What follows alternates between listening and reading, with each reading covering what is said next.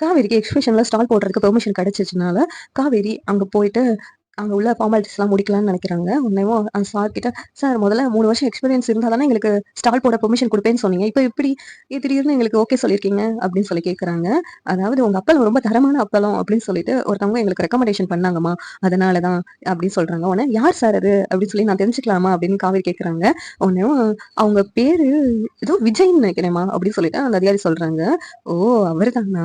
ஓ! விஜய் தான் பண்ணியிருப்பாங்க" அப்படின்னு உள்ளுக்குள்ள தோணுச்சு. இப்ப கன்ஃபார்ம் ஆயிடுச்சு. அப்படின்னு சொல்லிட்டு காவேரிக்கு ரொம்ப சந்தோஷம்.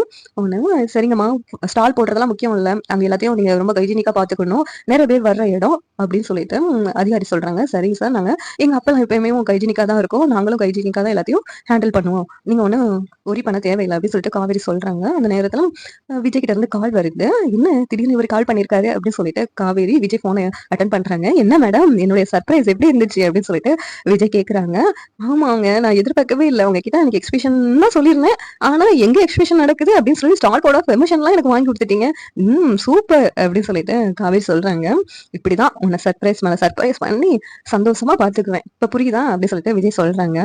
புரியுது, புரியுது" அப்படின்னு சொல்லிட்டு காவேரி ரொம்ப சந்தோஷமா இருக்கிறாங்க. இப்ப அப்புறம் என்ன உங்க அவ்வளோ பிசினஸ நீங்க நல்லா டெவலப் பண்ணிரலாம்னு நெனைக்கிறேன் அப்படின்னு சொல்லிட்டு விஜய் சொல்றாங்க. "ஆமாங்க.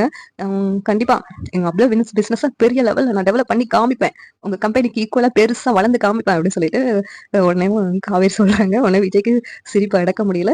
சரி, நான் வெண்ணிலா மாமாவ கூப்பிட்டு சீக்கிரமா கிளம்பி வரேன் அப்படின்னு சொல்லிட்டு விஜய் ஃபோன வச்சிடுறாங்க. இந்த பக்கம் காவேரிக்கு ரொம்ப சந்தோஷம். இந்த சீரியல் எப்படி இருந்தா நல்லா இருக்கும் நீங்க நினைக்கிறீங்கன்னு கமெண்ட் பண்ணுங்க. இந்த வீடியோ பிடிச்சிருந்தா லைக் பண்ணுங்க, ஷேர் பண்ணுங்க, சப்ஸ்கிரைப் பண்ணுங்க. Thank you.